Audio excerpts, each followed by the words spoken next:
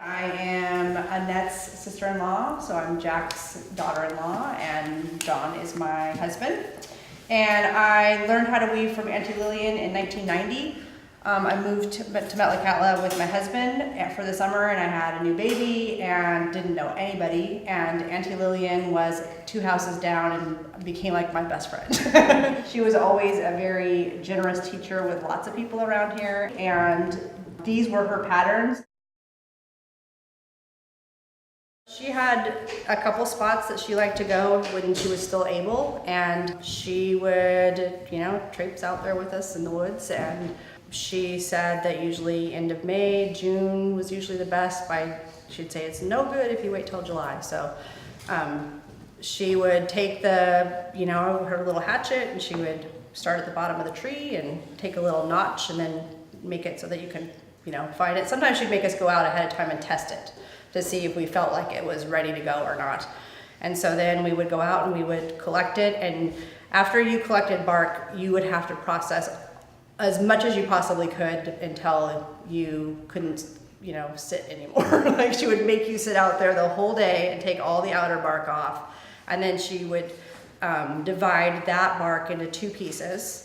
She would take the outer bark off of all of it, and you would leave that out in the woods or wherever you were. And then we would come home and we would split it, but you would leave a notch at the top, and she would hang it overnight or for a little while. And she would let it sit until it was pretty, I don't want to say completely dry, but it was aired or more dried out. Like, she would kind of, season it, or she would. It wasn't in direct sunlight. No, inside, yeah. In fact, we would hang up like a drying rack kind of in the middle of the living room for a couple days, and we would hang, so you'd have the notch at the top so you wouldn't pull it all the way apart, and then you would take it and throw it over the rafter or whatever you had, and you would let it just kind of hang there for a couple days. And she was always better at knowing when it was done, but she would just keep looking at it, and it's not dried out enough, it's not dried out enough. And then when she felt like it was ready, then she would go ahead and pull it apart so that you had the part that was closest to the bark,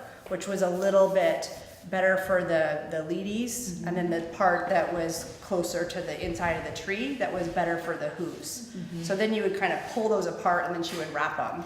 And then when you grabbed a bundle to use for your project, you pretty much knew, from looking at it, if it was outer or inner bark.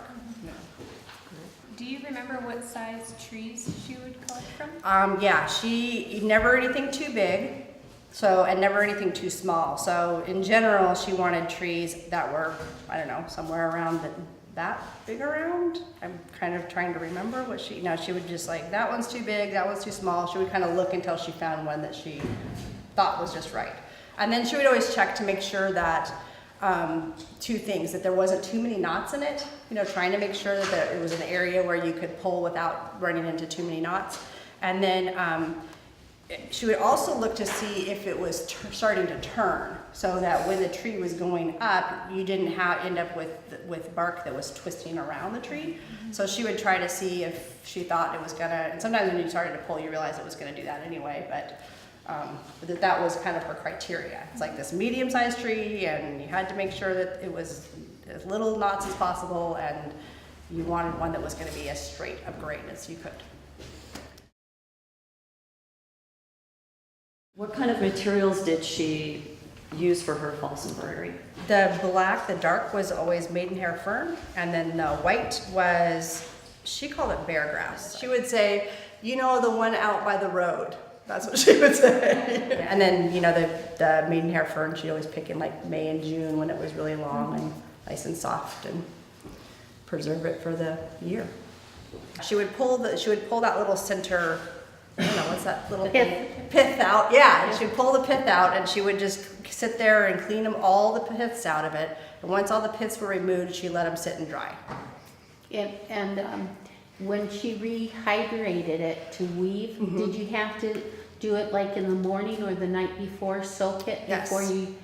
And she always wanted to start with warm water. I don't know if that was her thing. Warm water and soften it up, and then it was either a day beforehand or that morning? Yes. Could it be a couple days, or was it, She would keep a lot of things in water, a lot.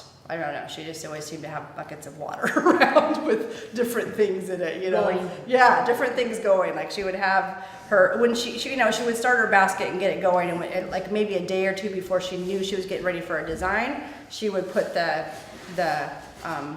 maidenhair fern in the water. But the grass, when she was working with that, doesn't take much, like it didn't take much to soften. So that didn't seem to be soaking all the time. That seemed to be more like, I can throw it and just maybe wet it a little bit and get it softened up a little bit, and it's ready to use. It didn't have to soak.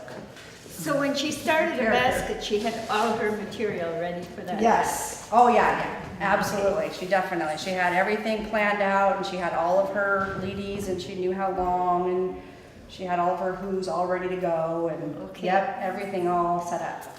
Did she ever put it on a form while it's drying, or did Yes. she? Okay. Yep, if it was drying, and especially a bigger one, like you can see that spray Yeah. bottle, I'm not sure, but yes, she would stick something in there overnight when she wasn't working on it, Uh-huh. and then as soon as she was working on it, she'd pull it out. And, Yeah. yep, Okay. and sometimes wrap it in a towel a little bit, Yeah. like you said, yeah. Uh-huh.